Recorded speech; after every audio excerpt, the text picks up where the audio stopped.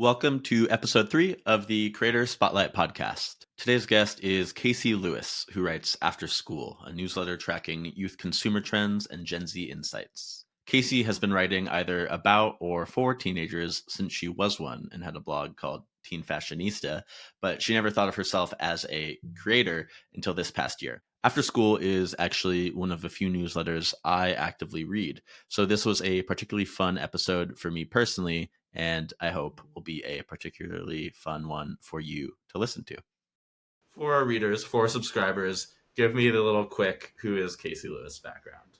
Oh gosh. So I think I would self-identify as a writer and editor first and foremost. I went to journalism school. I grew up obsessed with teen magazines. I really saw like a life for myself as like moving to New York and being an editor of a teen magazine.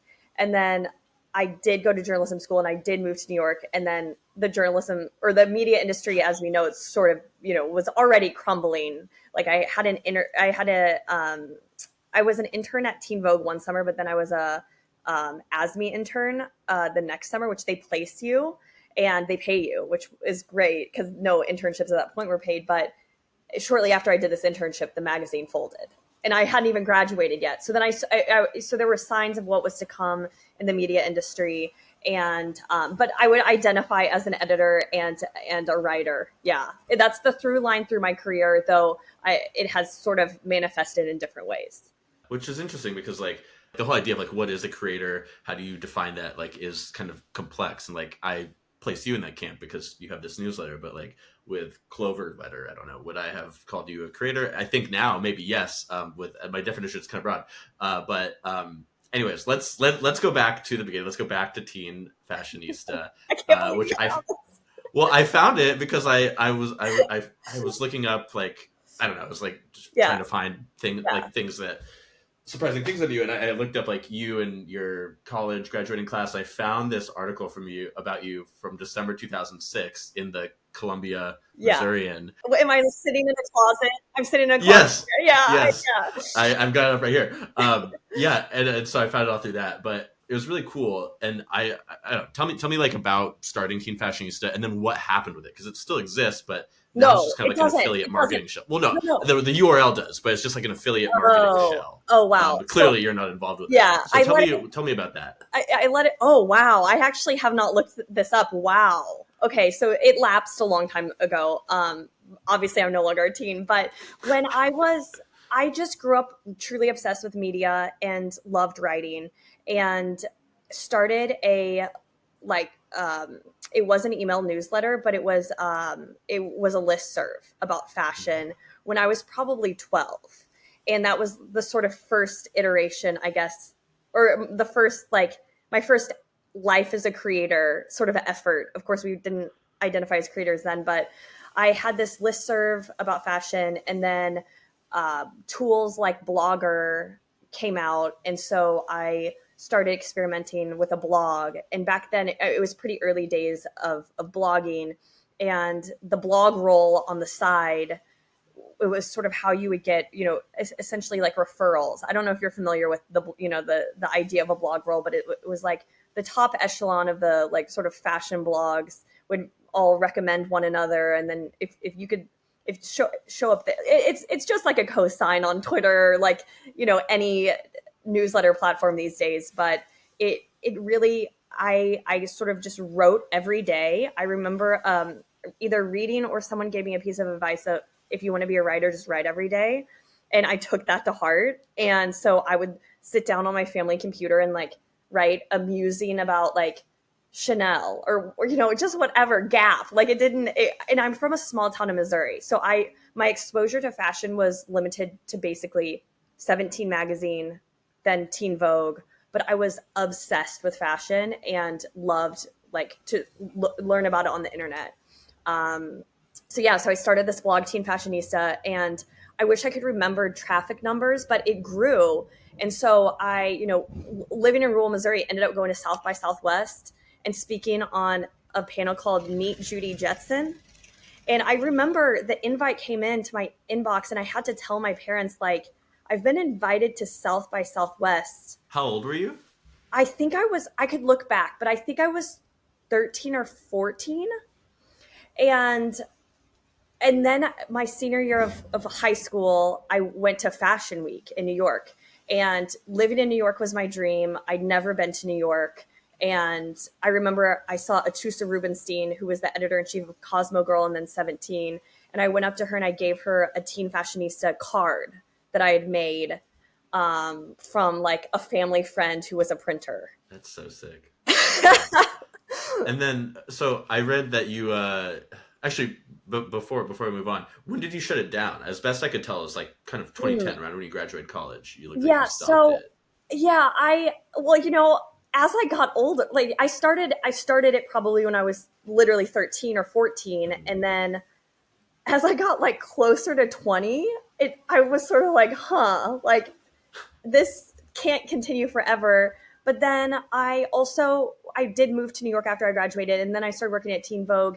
And at that time, Condé Nast or like any corporation was not enthusiastic about you having like a side gig, and like side hustles weren't a thing. And so I remember, like, I don't know if anybody ever said that I should not do that on the side, but it was sort of implied that you shouldn't have like side gigs. Yeah, how times have changed.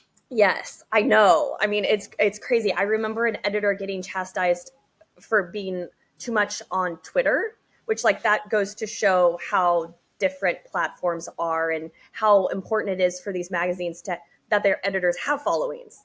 But at the time, it was sort of like your personal brand, quote unquote, should be your brand that you work for. Like, yeah. I also found your fashion.about.com. Oh my gosh, you like really went. Yeah. Oh yeah, so that's Casey's Clicks. Yeah. Jeez. Yeah. Wow, you're reminding me of things that so that was how I went to Fashion Week actually. So I had my blog, and then the editor of fashion.about.com became sort of a mentor of mine. And yes. And is an amazing woman. She no longer works in media, as so many people who started in media, but she was amazing and let me write about teen fashion for her site. And at that time, .about.coms were like pretty big, and it was awesome exposure for my newsletter. And I can't remember if I think she paid me. And I'm almost positive she paid me. And I'm sure it wasn't much. It shouldn't have been much because I was like literally, and I do remember I had to get my parents' permission to do it. Like, I think my parents had to email her and be like, this is okay. But then that led to, I was the editor of prom.about.com. And that actually brought in good money because it was like affiliate revenue early days. And I can't remember if I was in high school or college when I think I was in high school still. But yeah, I was obsessed with fashion. And so I would do like runway to prom or, like sort of like, or red carpet stuff like that. Yeah, you really, you're reminding me of things that I totally forgot about. I hope so. No, I wrote this down actually. Casey's Clicks is like, it's so proto after school. There was like on the website, there's this thing. It said, teen scene, stay on top of the latest teen fashion trends by checking out these articles, all written by teen fashion expert Casey Lewis of teenfashionista.com. It's the same thing, right? Like, you're doing the same thing. Yeah, I'm nothing if not yeah. So funny. I've gotten older, but my interests have remained the same. Yeah, which is really interesting. It's almost like I wonder if in 5 years is everything on the if you're still doing after school, is everything on the about page going to change from Gen Z to Gen Alpha? Like, is it? I don't think it's necessarily Gen Z culture you're interested in as much as it is teen culture. You were writing about teen culture as a teen.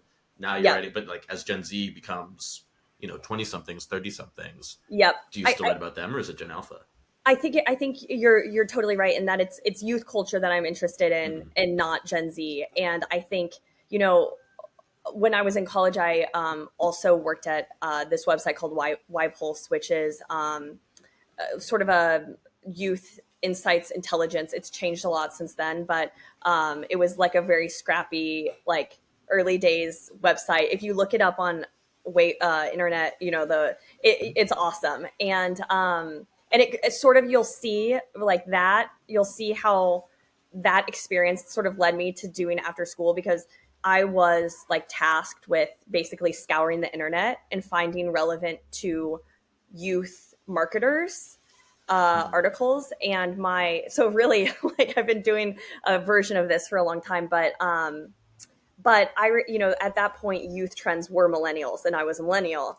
But now and I think throughout my career, I've both reported on youth trends for youth, like with Clover Letter, that was for teens, but now it's like I'm interested in both telling teen stories, but also for teens, the audience, and also adults as the audience. And I think that's what I'm genuinely more interested in at this point. Yeah.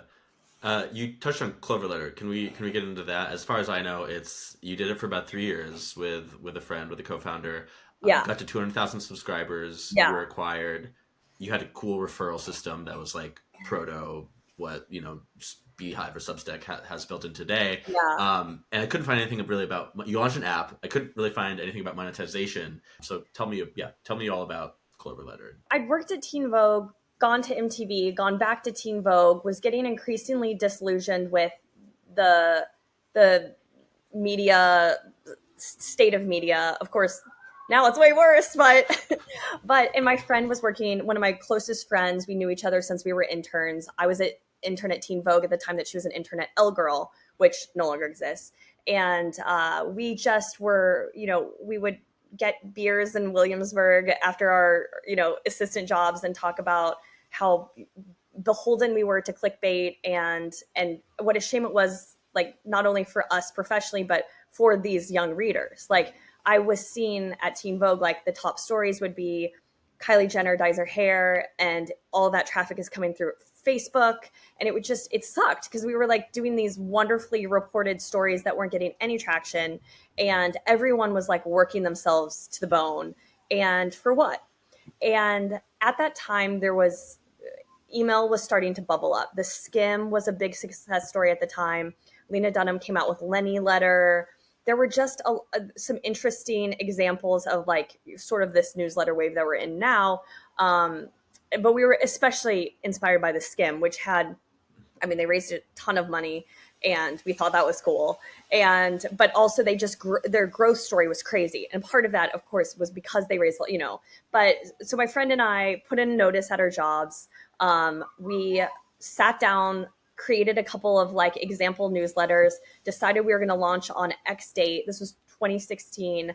And because we had been reporters at, different publications, we knew how to pitch ourselves. So we reached out to Women's Wear Daily, New York Times. We got all this press just because we sort of like somewhat through our relationships, but also just we knew what appealed to, when you're on the receiving end of a pitch.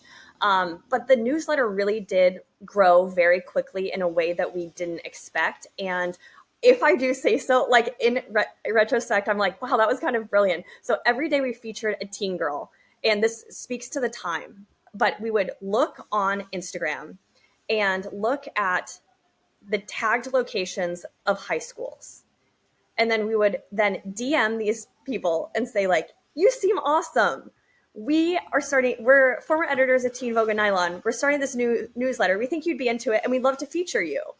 And so then we'd feature them, and we'd be like, no, please share, And so these girls would be flattered, and then they would be interested. And I think that people are kind of inundated with DMs more so at this point. But in 2016, like these young girls were sort of like, wow, cool. Okay. And so then it sort of snowballed, and then girls would be like, can I write for you? And so very quickly, Liza and I went from writing the entire thing every day to girls would want to write essays about mental health or like advice columns, or we were like suddenly getting all these pitches from teenage girls. And so it did snowball from there. And we grew to 200,000 subscribers with a lot of, we did every sort of growth thing that we didn't really we didn't buy any subscribers, but we tried all sorts of stuff. It was awesome to build out a brand, to have these relationships with these girls, to see the need that we were filling, because it wasn't clickbait. That's a nice thing about email, is like you really do get to sidestep the whole clickbait thing. but we didn't stay in the business long enough to like see that through. So Hmm. we started thinking about the next step. It was a hard time in media. We were seeing a lot of companies shut down or not being able to raise the next round. I mean, nothing's changed.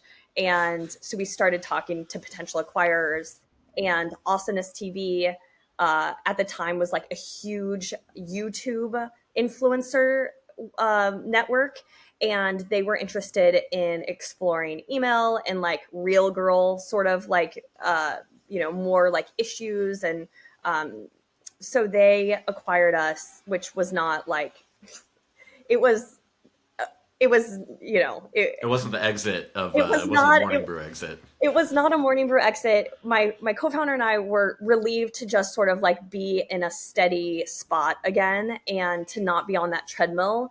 And we joined Awesomeness, and then 3 months later they were acquired by Viacom. So then suddenly we're doing this newsletter basically under this huge giant, and no one gives a shit about 200,000 subscribers in email list at a place like Viacom. So then yeah, they started like cutting resources. We were supposed to have all these resources. They started cutting resources.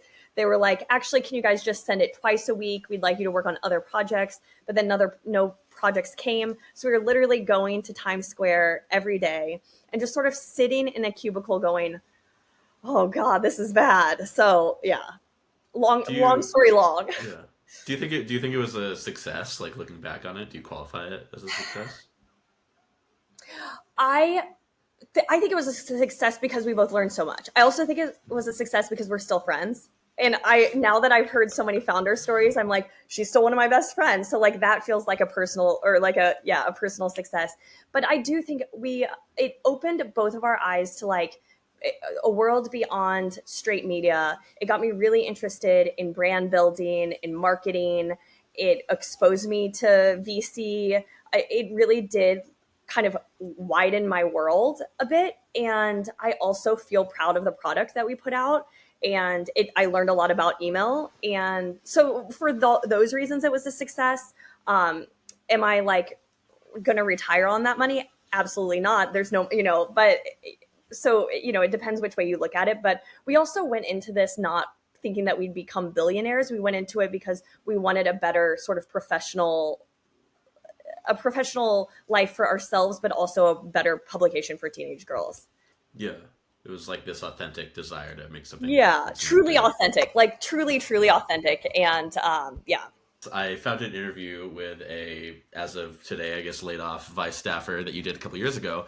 There was this moment where you were talking about why you started after school. And you said you wanted to be able to consolidate all these trends, track them, to be able to look back a year later. It was like this trend diary, this way, I think, for you to organize your own internet consumption and process it. So I guess that seems to be the mission statement. But I just love to hear you talk more about why you started after school, because also actually, so first you clever letter, you did the clever letter thing, then you went to New York Mag for a couple of years, and then you quit, and then you started after school. What was the flow there? I knew I was leaving New York Magazine. I love the strategist. I love shopping content. I was really interested in that sort of affiliate market. I wanted to learn about affiliate revenue because that was such a hot, I mean, it still is, but like the wire cutters, the strategists, they were just killing it at that time. And I wanted to learn more about that.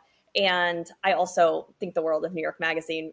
And so was awesome, but I was also there during the pandemic. So it was a little bleak because we were doing like the best masks you can wear or like that kind of, it was, and so it was time to, it just wasn't, I think I also learned that coming off of the Clover letter experience of doing so much beyond editing, that just editing wasn't really doing it for me anymore.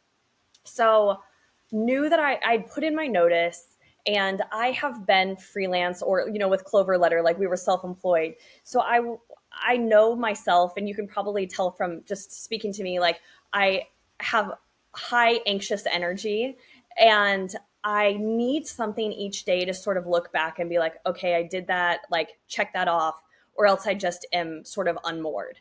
And so I have always been super interested in youth trends, but with TikTok and everything that was happening, it felt like every day I was consuming all of this stuff, and it was going like in one ear and out the other. And it felt like there were some macro insights to take away inside my brain, but they weren't living anywhere.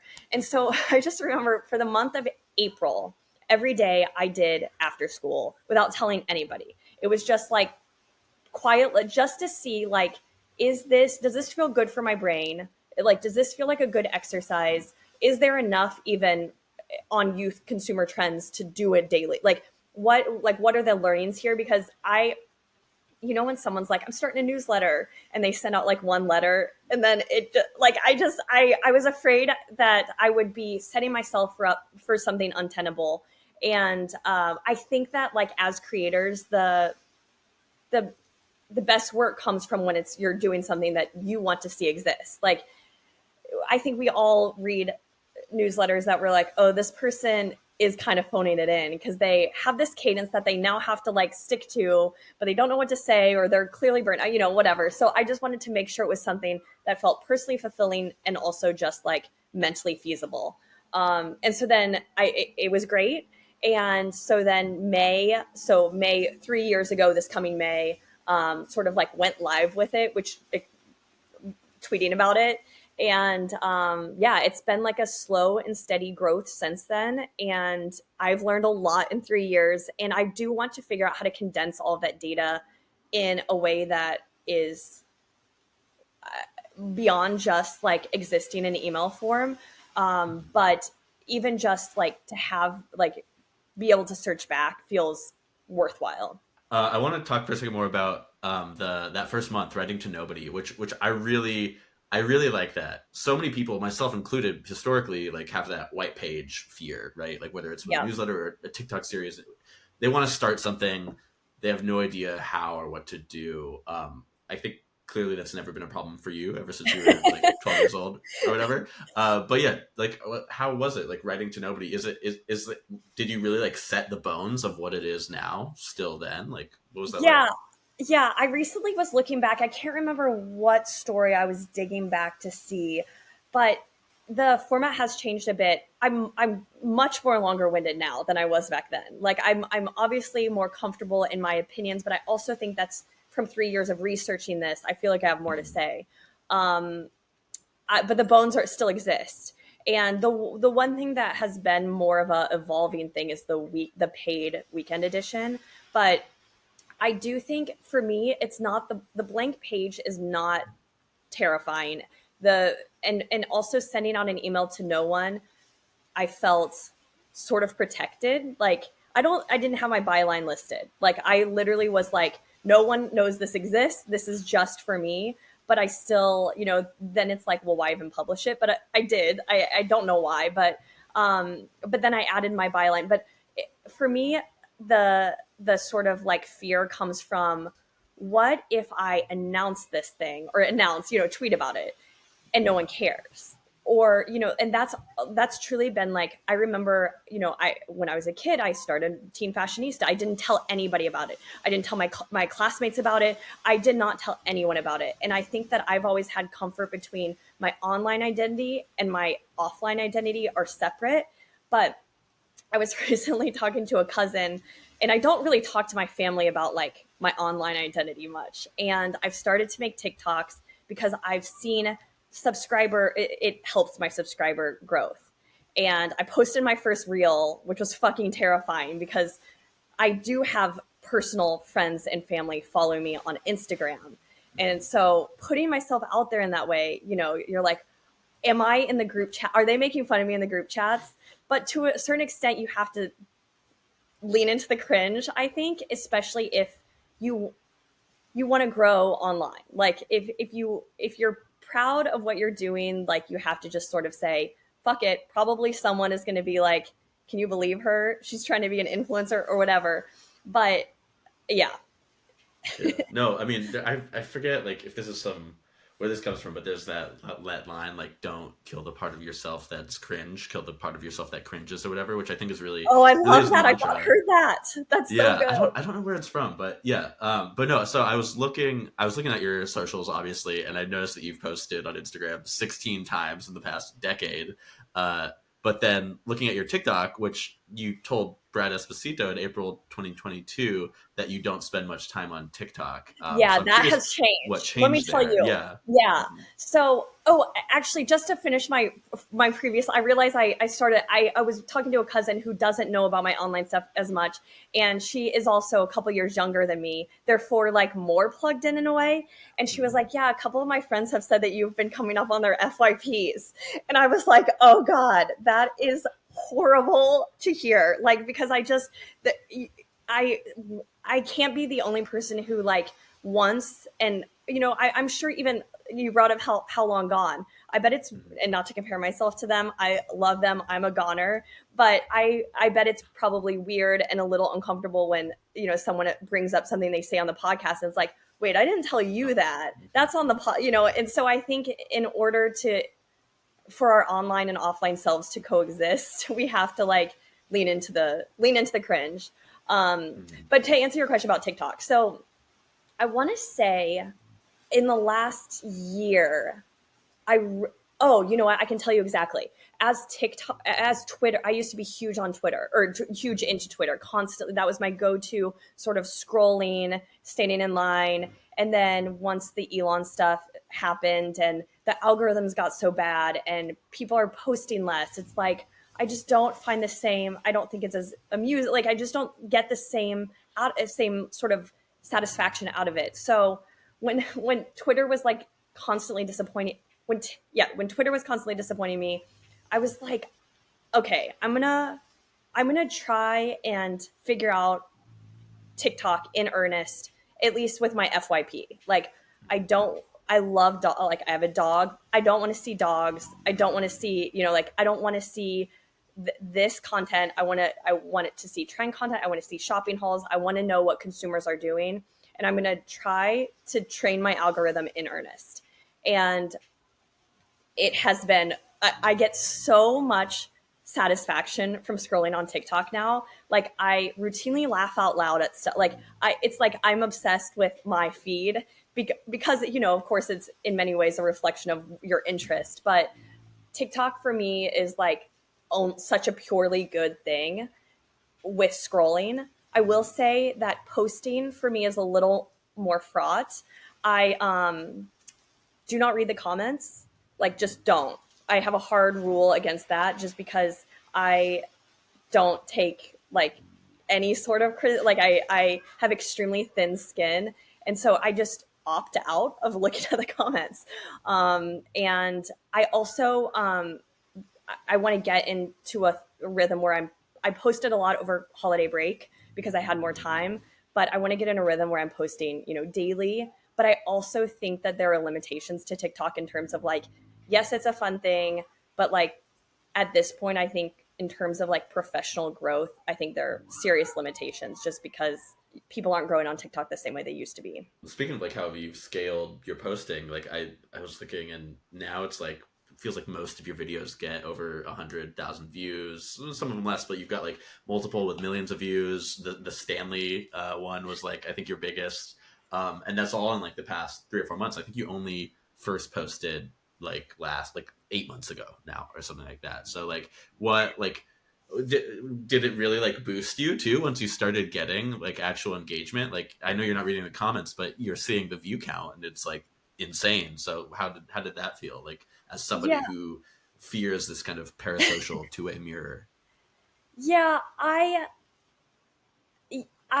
haven't gotten into like a regular rhythm of posting, and I think that that might help. But I will say, just in terms of seeing the sources on my subscribers, I really did not think TikTok would translate to newsletter subscribers.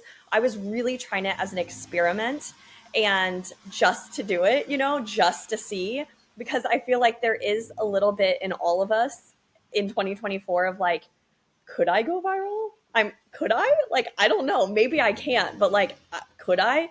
And so with with like the Stanley thing, like I just felt really like obviously Stanleys are on their way out. Like I was astounded by how many Christmas hauls included Stanleys. They were tween and sometimes even younger girls. Like there's literally no way that this trend is going to keep going up, up, up because they're literally 11-year-olds are excited about this purchase. So therefore a 25-year-old or 22-year-old is not going to be wanting to carry this thing around. Like that's just the way that trend cycles work. And so, but I also, yeah, so I felt pretty confident that that one would do decent numbers. I did not expect it to yield what it did. But yeah, I would say in terms of just, most Substack, but Beehive, I'm sure too, you can see the source. And so seeing that it comes through from TikTok, it's sort of like, holy shit, like people are clicking through on my profile and signing up, which just really surprises me. Yeah. No, I mean that infamously, it's hard to get people to click out of TikTok. Yeah. Can we talk about your newsletter growth? I think you're at 38,000 subscribers now in like almost exactly 3 years. It'll be in a couple months. It'll be 3 years. Tell me about like, I guess like the path from like 0 to 10 to 100 to 1,000 to 10, like kind of those big milestones, how it progressed. So having scaled or grown Clover Letter, and also to a lesser extent having worked on Teen Vogue's newsletter strategy back in the day, like I had a pretty good sense of like what is good numbers versus what is not good numbers in terms of open rate and also just sheer size. And I'm sure it's different now, but like I can speak to like Teen Vogue's list in 2015 was massive, but the open rate was terrible because sort of what we ran into with Clover, which was like the high school, the college, the .edu ones. But so I wanted to approach after school differently because I wasn't trying to scale this. I was trying to do something for my own brain. And I felt really strongly of like, if others do benefit from this, great. But like, I truly was just trying to like find something that worked for me.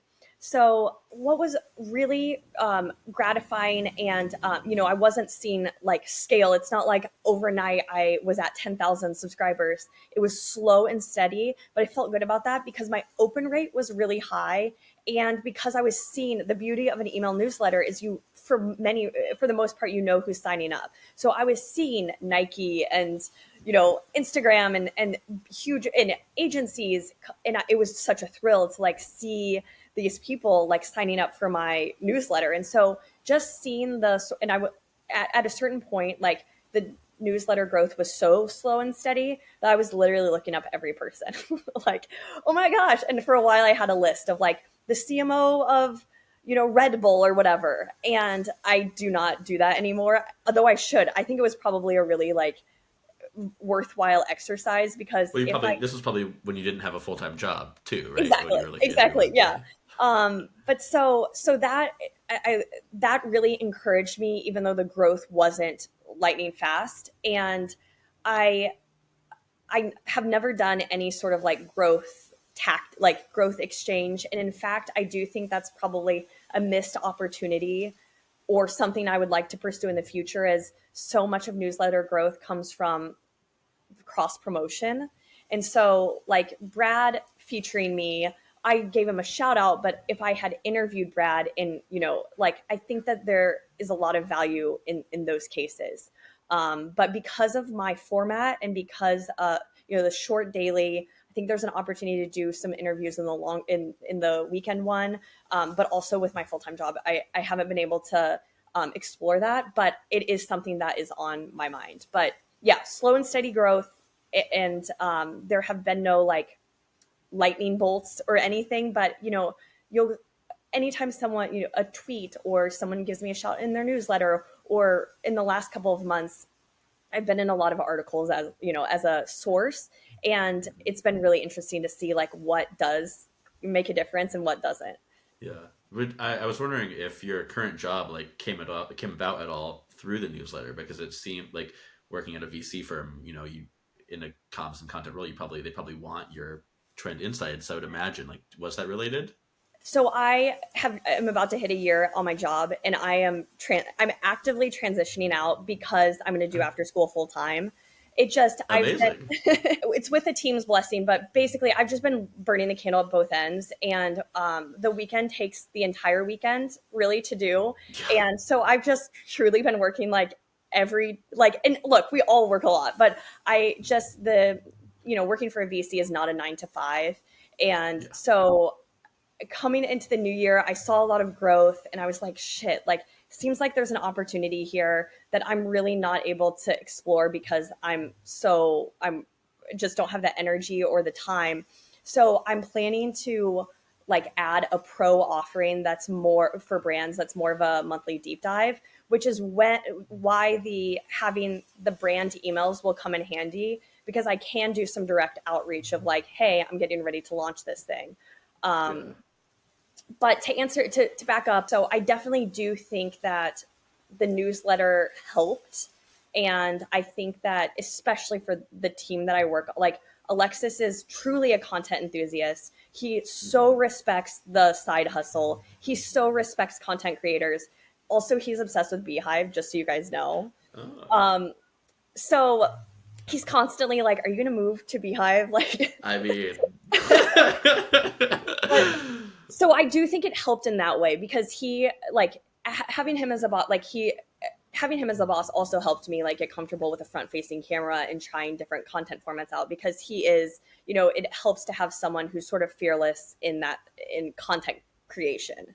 I counted links in a few of your newsletters, and I think like my question really is like, how do you source your content? Because it's insane. Like I think the format for a regular weekday edition is like there's like was it like I read it ever this in somewhere. It's like 5 or 6 Yeah. links in the top that are like kind of more tabloidy, gossipy, I feel like Yeah. is the difference. And then below is like 6 to 7 that are more long form news articles with more context. And then in the I checked this morning, I looked at a couple of the extra credits, read through them, and I counted 74 links, not including TikToks or Spotify embeds. 74, anchor text links.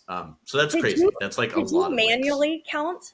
I did. I Okay, did. because I've often thought it would be a fun metric to include of like how many Mm-hmm. links, but You should. That's a yeah, cool. That's a good hook. yeah. But my question is like, so one, like, how are you sourcing this content, and then two, how much time are you spending on the newsletter each week? So it's interesting. When I first started, I was very reliant on Google Alerts. So I had like some keywords like Gen Z, youth, things like that. And then in the first like 3 months of doing after school, Google Alerts went to shit. Like I don't know what happened, but it's like the news sources that they use are terrible. Like, and so I was sort of like, okay, need to rethink here. And so I don't want to give away too much because I do have like a pretty intense, Hold your cards if you need. but I will say I have a very large number of sites that I read at least the headlines of every day. Mm-hmm. But I also like I do. I mean, I've experimented with having keywords set like Google News. Looking at Gen Z helps a bit, and I do that every day just to make sure. And like sometimes I'll search teenagers, but Google News search is also really bad. And so, but I also take it very personally if I miss some sort of like trend scoop or like something. I'm like, shit, I should have included that. So I think probably you could boil down the publications that I regularly link to. I probably link to like 20 outlets frequently, and then Yeah. maybe like 50 outlets, regularly. And I kind of know like I should check Wall Street Journal every day, check New York Times every day. Though honestly, like it's a workflow that I'm constantly trying to improve upon, because I try to also report on any general youth trends, but like many youth trends don't include Gen Z in the headline. So it's a lot of just like having to read everything or at least skim sites. And there's no like shortcut really. I like, there's some like sort of depending on the day, like depending on how, I mean, I also am like a scrolling maniac. So I have very a terrible attention span, as all of us do these days.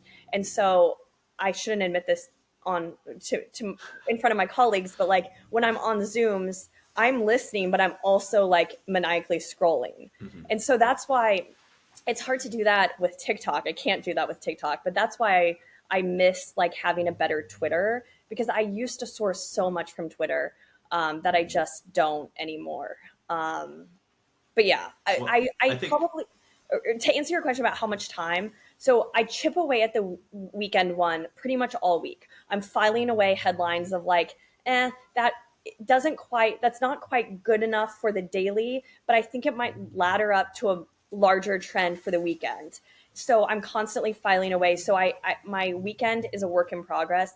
Honestly, a couple of weeks ago, I was sick and I accidentally sent out like a newsletter with all of my overflow at the bottom because I throughout the day am adding links to straight into the newsletter doc. Mhm. And so it, and then I do the one last thought, which is a TikTok embed, and I had all of the overflow below it. That usually I grab that overflow and then I put it into the weekend. So yeah, That's a lot. Do yeah. you have like an hour estimate for like the whole? I mean, it's probably it's like every waking hour of your life, every any moment you're looking at your phone, but like the whole project, and then like vaguely how much time you spent. Like again, you kind of already said you don't, but like Yeah, the maybe like on a normal weekday issue, is that like an hour, 3 hour, like yeah, it's hard because I'm doing so much of the sort of background scrolling, shall we, just yeah, like which is the real collecting. work. But I will say in the morning I wake up at like 6:30 on a good day. It's hard because when it doesn't get light until 7, it's sort of like, but I usually probably I spend probably 45 minutes to an hour on it in the morning before I send it.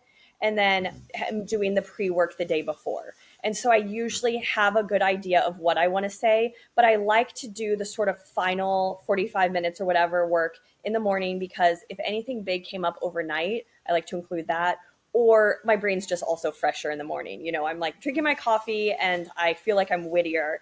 Um, but I will say also the time, the sort of workflow of that has changed over time based on my job. Like when I first started after school, I did send it around 4 o'clock every day. for And for four PM. after school, yeah. Oh yeah, Yeah. no, duh.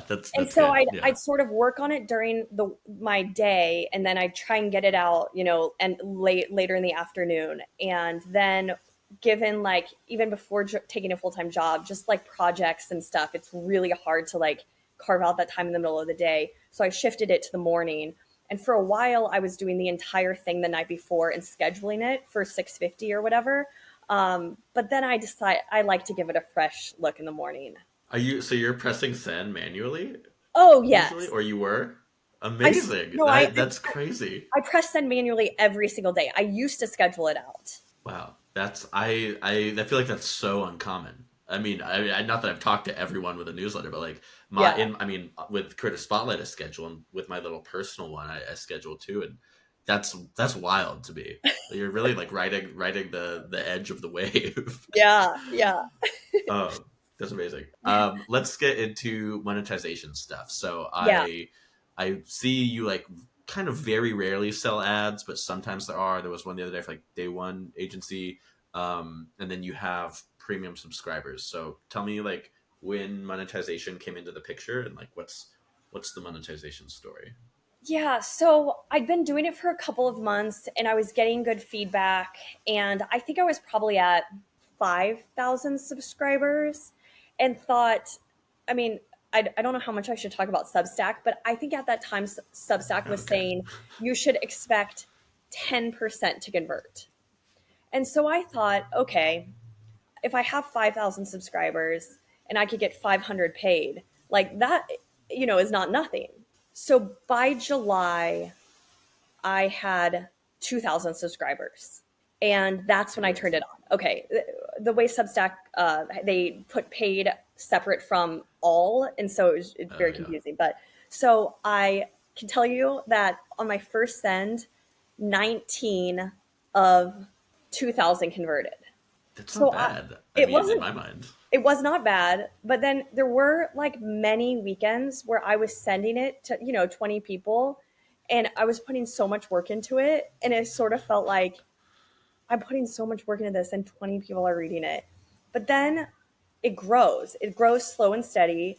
And you're also like, these people believe in me and their buy-in is enough for me to spend this time doing this. And I felt with my weekend, especially, I spend so much time deep diving, doing weird rabbit holes. And I feel like I come out of it having learned so much that because it's worth it, I learned so much myself that it's like worth it for me, especially because it's paid now. But like, even so, if I was doing like a navel gazing personal essay, like I don't, well, that's also, I wouldn't do that. But, I feel like such an intellectual payoff of like learning about all these brands and things that people are doing on TikTok. And I always feel the payoff. So I'm so glad I like, not to like be like, you should also stay with it, newsletter writer, but to go from 20 to like what it is now, which is, I will be just totally candid with you. I'm at 38% or 38,000 subscribers, and I've consistently had about 5% convert. So we're looking Wow. at, a good amount. I mean, 5% it's been steady, that it's never risen, but I still feel, it's a good amount of money now. And I have explored partnerships and ads. I'm really interested in Beehive's tools around that, because I don't have the bandwidth myself to sort of activate that muscle. And like in the last year that I've had this full-time job, I've had brands reach out, and I like honestly leave them on red because I'm like, I can't. So the day one thing was like a year-long partnership. So I like really didn't have to think about it. Like they're easy to work with. But for these one-offs, it's like, I don't know that it's worth it for me, the back and forth for a couple of $100 or even $1,000, the sort of like brain space it takes. Has there been any like specific things or themes that you find really drive the premiums, or is it like, just kind of like the steady 5% you said, or was there like some issue you put out that was like, wow, I got 100 premiums off this one issue? Yeah, anytime I do like a TikTok haul deep dive, so like the Christmas list haul Mm-hmm. and the back to school haul, those always convert big time. Those are unfortunately not easily replicable. Like it's not like I can do that every week. Like Well, girls aren't, that's why people yeah. love But yeah, though this Christmas list haul converted a lot. I also was lucky enough to be on CNBC live TV talking about like the like public markets like segment where like finance guys are watching, and that was really funny because I know nothing about finance, and they wanted to talk about Stanley's and the implications of that on the public market.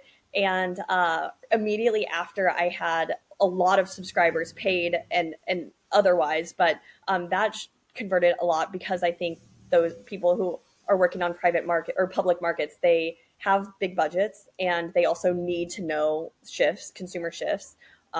So I had a lot of like analysts connecting with me on LinkedIn, which has never happened it. before. That's amazing. No, that makes sense, because that's, well, going back to the audience question again. Yeah. Like you were saying how like I think you said that you were surprised by how many teens who want to know about their peers kind of started subscribing, compared to like the people, I would say like the people selling the pickaxes, so to speak. Yeah. Do you know like approximately what the split of that is in your audience? Hard No, to and measure. I need to do a survey to get this information. Like I should know this. I really have no idea. A couple of months ago, I did ask the breakdown of who is reading for fun versus for work. And I think it was about 50-50. Mhm. And so that's interesting because like I actually had an interesting conversation a couple of months ago with a friend who's in like media biz dev. And I was telling her that, for a newsletter that is so B2B, like that kind of limits my partnerships or like ad, it's only so many ad or like brands would be interested in sponsoring. And she said, I don't view you as B2B. And I was like, what? Like, what? And it kind of like, it was sort of eye opening to think about that. Like, there is a contingent of just people who want to know about trends and young people reading that it's not necessarily B2B, but also B2B versus B2C. I think a lot of those categories are sort of shifting because so many of us, I don't know, so many of us want to know about sales data. And, a lot of these trends do have larger implications on the world, even if not our jobs. So it feels Yeah. like an interesting time for like market research because we are endlessly curious about what younger generations are doing, but we're also curious about those larger implications. Yeah, no, that's interesting. And like, I feel like B2B, B2C lines blur. Like with Beehive, it's like technically you could call it a B2B SaaS, but like so many of those Bs are like, more consumers, individual creatives who like, I don't know, the lines start to blur and like B2B marketers are taking cues from B2C, et cetera, et cetera. And like Yeah, when I read it yeah, too, like I don't necessarily always read the whole thing, but it's like, even if there's like, oh, this is some, article of the day, article of the week that I read this morning or last night, what did Casey think about it? What's the hot take that like yeah, does that resonate with my take? Does that add to my take? Like even just that like because the things it's just like the culture. Maybe it's just I'm somebody who lives in New York and like kind vaguely works in this kind of media. yeah. So it's like these are the just things I'm interested in already. But it's like as a consumer, I don't know, I'm just rambling. But No, I no, it's like you're just another voice I want to hear, right? yeah, I think you just hit on something too. I think where we're consuming so much every day, and especially like some of these trend stories or whatever, we look at them and we try to give them a close read, but maybe our attention wanes or whatever, and then maybe you're like, well, what is the quote? What is the meat here? What do I want? What's the important thing to take away? And that is what I try to do in the newsletter is like what is the quote that is like has the largest impact here, or what is the kernel of like interesting thing in here, because I mean we're just bombarded with information, and I think this is especially true for brand marketers where it's like you're seeing campaign after campaign and it's like, okay, what is the takeaway though? Like what do I make of this and how is this actionable, whether I am a brand marketer or just a human who wants to know interesting things. Yeah, because it's such a link heavy thing. Are you comfortable sharing like the click rate on average? Oh yeah, let's see. Because like what I mean, what we're just talking about, it's like it's the one quote or whatever. So it's like the point is that you don't necessarily need to click I on what know. you're See, that's sharing, the but thing. I don't necessarily like make it so that you need to click, and that's what I hope too, because a lot of that's your times, service. Yeah, but yeah, a lot of the stuff I'm sharing is, a lot, so much is behind a paywall these days that I'm trying to hmm like identify here. Let's see. This one has 12% click to link. wow, that's quite good. I feel like. What's like industry average? Do you know? I don't know. I'm like not enough of an industry person. I think it's like I think it's quite low. I think it's between 1 and 2. Okay, in 2022, average click rates for Beehive newsletters were 1.79, and in 2023 they went up to 1.85. Oh wow. Okay, cool. Yes, you're killing it. Wow, that's great to know. I really don't know. Like I only pay attention to open rate because hmm that's such a. Are you comfortable sharing your open rate? So yeah, I mean, It's yeah, okay. Yeah. sure. So it's usually around 60%. I like to keep it around 60%. Um, Wow. with the Stanley Tumbler like sort of press blitz that happened, I got a lot of like in the so I hit 30K subscribers, I think on like right around the end of the year. And so now I'm at 38, which is like truly like Huge growth. a big, so I need to do a purge because I like to keep it around 60. So right now it's probably like closer to 55. That's that's very good. That's really good. Wow. That so like the Stanley piece really was that what you're attributing that growth to? Those 8,000 people? So it was like a number of things. It's like the TikTok, I went semi-viral, Mm-hmm. and then Business Insider reached out to me about doing a like this trend watcher thinks that Stanleys are on their way You've been out. doing a lot of these recently, yeah. Yeah, yeah. And so then that sort of like was a bump. And then there was a New York Times thing, and then that was a bump. And then the CNBC thing was a bump. And then it seems like there was one other thing. There was Um the New York Mag teen shopping yeah, thing this the other the week. New York Mag shopping thing happened last Friday, and that definitely was a bump. So it's just been like a lot has happened in the new year, but yeah, the growth, I've not seen anything like this. But I do know, I'm like tempering my like excitement because it's like some of these will be lower quality because they're, hmm that's just the nature of it. So Yeah. Before we get into maybe some bigger picture questions, I am curious about like the financial side. Like, are you able to support yourself with the premium subscriptions by now, or like is that? I mean, obviously you're going to try to bring that up with the new pro plan, but yeah, how are the financials? How do you feel about them? Can you share any specifics? I would say I feel like I could definitely support myself. I've had a full time job this last year, so that's been nice to have, but it's also like been very hard on like my personal, like Yeah. it has been very mentally hard to do both. And so, but I feel like subscriptions plus especially a little bit of ad revenue or partnerships, and then plus this like pro thing that I'm going to try, which is inspired by not inspired by, but I something that I've looked to as inspiration is Ryan Broderick's Garbage Day. He does a pro. He does like an interesting monthly, like sort of recap and data dive, and that Hmm. got me thinking like, oh, because if you think about my dailies as like micro trends, there's some interesting macro stuff to sort of like look back of like what the hell happened this month, what actually should I take into the next month. So I'm gonna try it. It's like one to many. It's a one to many consultancy. Exactly. Okay, moving on to some other stuff. So we kind of touched on this at the beginning of this, and this is something I've been thinking about a lot. What I'll share my definition after you share yours. But what is the definition of a creator in the sense that we're talking about it here? It's interesting that you asked. So I would say a year ago, I was not comfortable with a creator title. A couple of like creator, SaaS company or like outbound. Like I got some salespeople of different creator startups or whatever reaching out to me for very like you understand. And I kind of was like, I'm not a creator, like, and then especially now that I've been posting on TikTok, and now I've gotten more comfortable with like so many of us are creators. Creator does not creator is not influence. Like I think Hmm. I view it as anybody who is putting their creations online largely. I mean, of course there are offline creators too, I guess, but for the purposes of this conversation and our definition, I think it is anybody who is creating content, whether it is YouTube or TikTok or newsletters, and so often many of those things.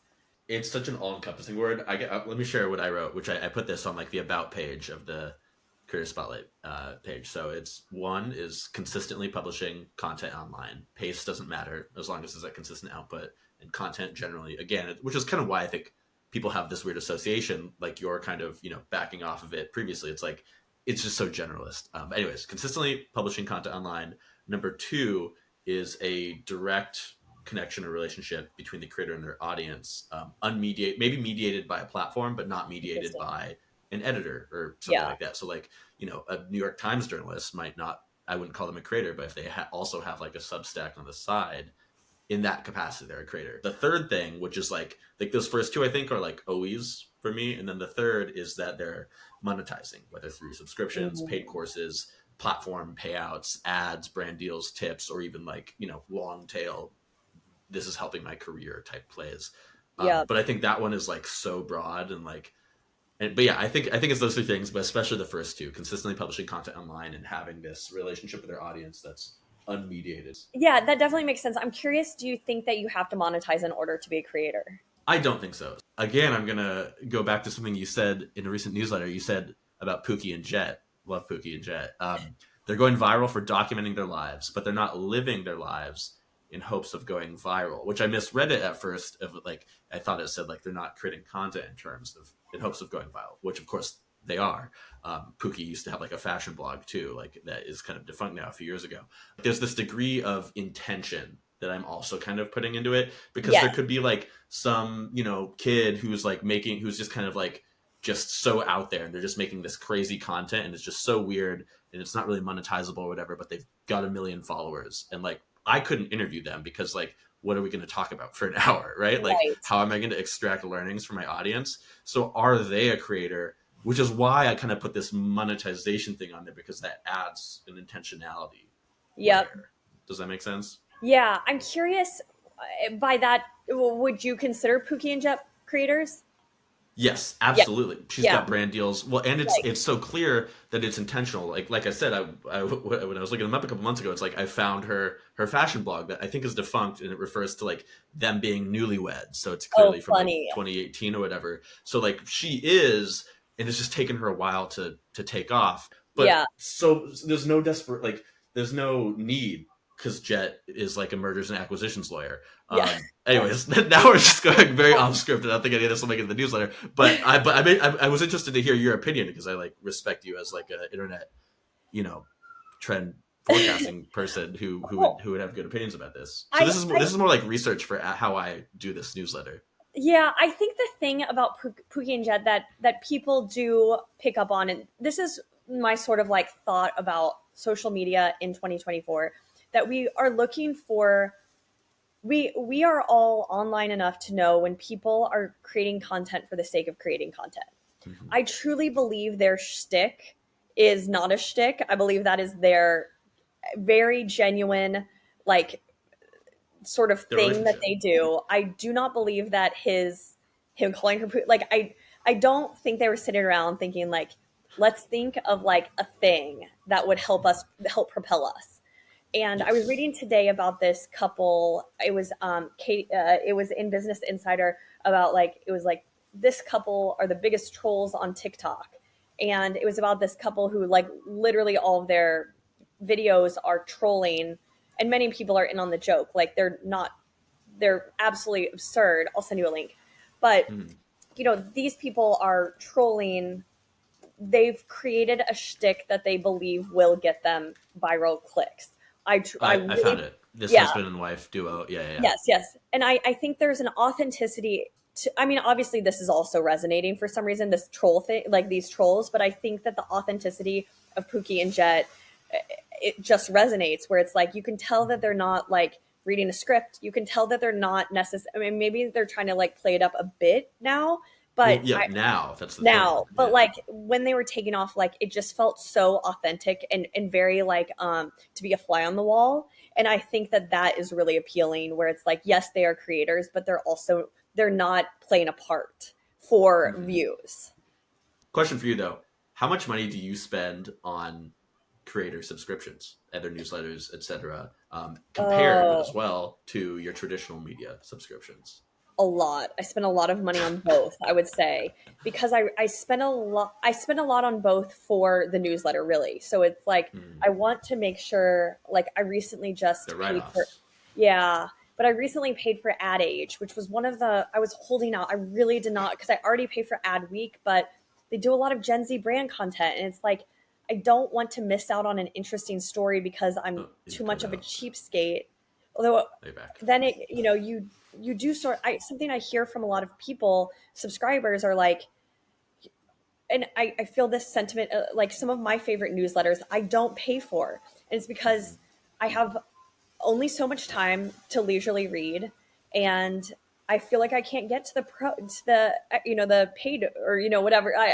I have enough content to keep me satiated as it is, and to then pay for more content, it's like I don't even have time to read the content I already get. Therefore, why would I pay for more? And I think a lot of people run into that with creators like myself, where it's like, I like you and I like your free one, but I simply don't have time to read your weekend one, which Your is job is to read content already, anyways. So like, so I get that. I get the whole, and I do think we're gonna run into that more and more, where it's like we all have, many of us have interest, are doing interesting things on the internet and are trying to make a living, but at the same time, many of us are on budgets and are trying to reel in our expenses, and we're already paying for Netflix and Hulu, and like it's just like we could just see all of our monthly check go to rent and all of our little monthly subscriptions that I try to keep my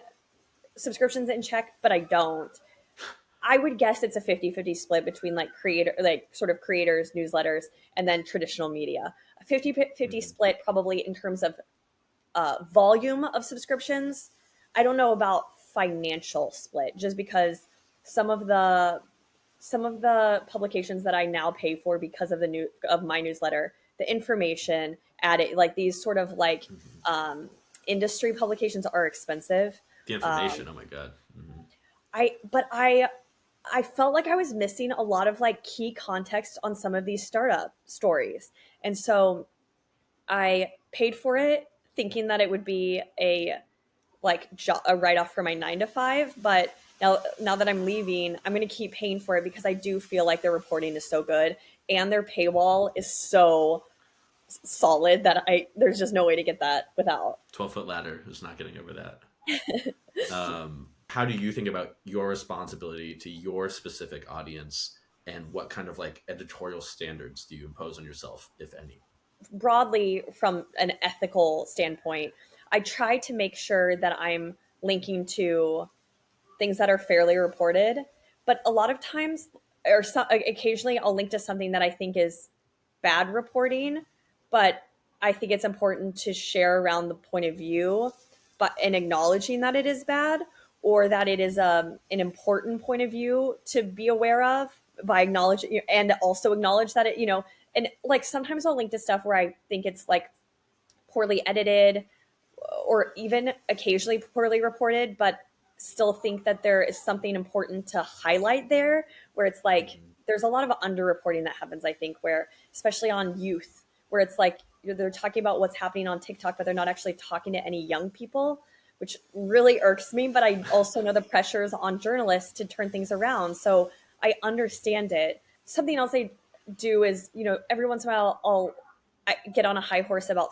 bad sponsored content, and the ethics around that, and high snobiety, I think it is, does a lot of sponsored content that is not clear that it's sponsored, which like also really irks me. But a lot of times it'll be like interesting enough to even highlight as a brand example. So I think the thing that having your own newsletter affords you is the space to talk direct. It's like if I was writing this for the New York Times, I wouldn't be able to sort of talk directly to the person and say, I think it's kind of shitty that they hid that this is sponsored, but I think it's notable because they're obviously trying to get in front of young people, or Gaza stuff. Like, I think it is bad that they did it this way, but I think it's also important to understand that this is trending on TikTok at the same time. Yeah, it's hard to navigate sometimes, I think, but I do believe being a newsletter writer versus a journalist, you're able to just admit to your own personal, like, I think this, I'm not sure, would love to hear your thoughts, or like it could be more of a dialogue versus this is the story. That's really interesting. Which this is like what I was talking about with my kind of second tenet of what is a creator, with the unmediated aspect. Because people talk a lot about like, losing media literacy and stuff, but I feel like people do I hope that people understand that like when it's a creator, it's baked in. Sometimes I see like TikTok creator Alex Earl or people like this film a TikTok, and the comments are all like, I feel like I was just getting a FaceTime message from a friend. Like, I think there is a sense of like, it's the thing I love about being a newsletter writer is like being able to talk directly to the audience as if they are my friend, because if they have feedback or thoughts or an opinion to add, like they'll probably hit reply. It makes it more of a like, more of a dialogue than just publishing a piece in a newspaper. Okay, one more question. What if you were 13 today? Would you be gosh. writing a teen fashionista blog, or what would you be doing?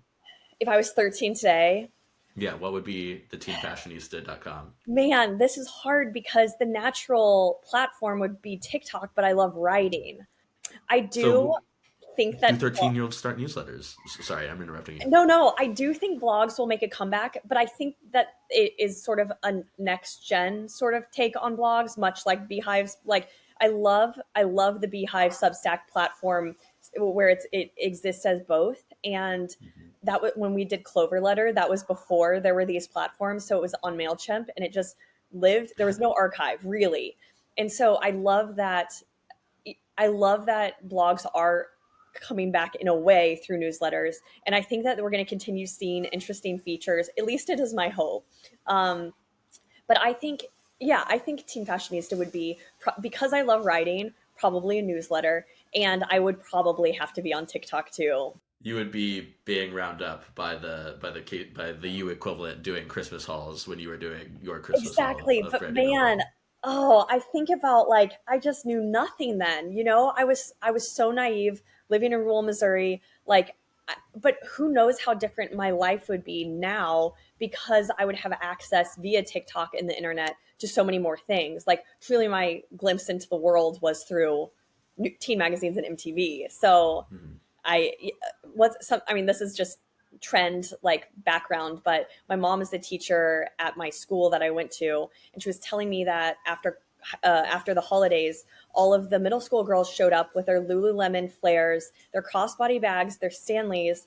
It's wild to me because the trends used to reach my small town several years after New York. Certainly, they'd hit St. Louis and then my small town finally. And it's wild to think that these girls are on the same trend sort of cycle as girls in New York. Like the sort of collapsing of culture is fascinating in that way.